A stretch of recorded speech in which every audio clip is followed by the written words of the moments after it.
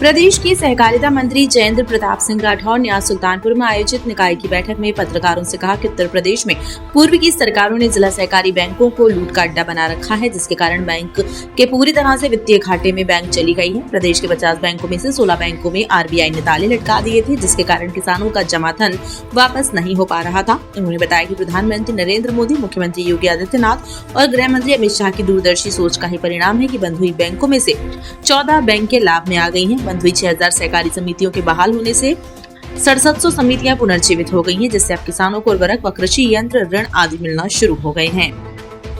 आज हुई निकाय की बैठक में वर्ष 2023-24 का लेखा जोखा प्रस्तुत करने महाप्रबंधक विजय कुमार ने बताया कि बैंक की ओर से किए गए प्रयासों से कई उपलब्धियां चालू वित्तीय वर्ष में भी आ चुकी हैं। सैकड़ों किसान आए हुए हैं आपके कार्यक्रम में, हम लोग अपने उससे आए हुए हैं अपने उसमें। इसमें पीसीएफ का एक केंद्र है, फरवरी माह में खरीद हो रही है और भौतिक इसका सत्यापन।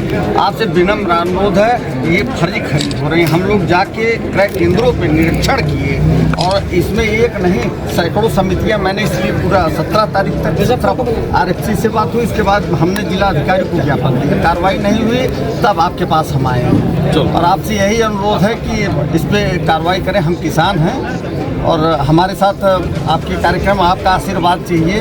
Bureau report KAN news. पहले से बेहतर हो रहा नहीं हो रहा?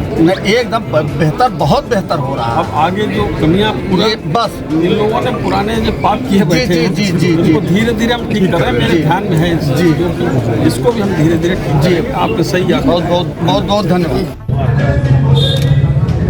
जिला सहकारी बैंकें उत्तर प्रदेश में पूरी तरीके से बर्बाद हो गई थी। पूर्व की सरकारों ने सहकारिता को लूट और भ्रष्टाचार का एक अड्डा बना रखा था,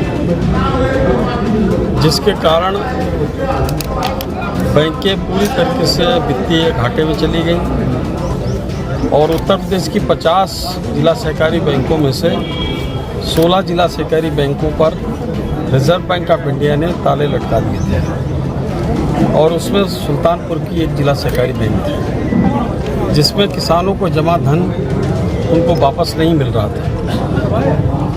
जब मैं सहकारिता मंत्री बना उस समय पहली कैबिनेट मीटिंग में माननीय मुख्यमंत्री जी ने कहा कि ये जो जिला सहकारी बैंकें बंद हैं उनको संचालित करिए और किसान दर दर भटक रहे हैं, वो नेताओं मंत्रियों के चक्कर लगा रहे हैं, जनता दरबार हमारे यहाँ जाते हैं और उनको पैसा नहीं मिलता है।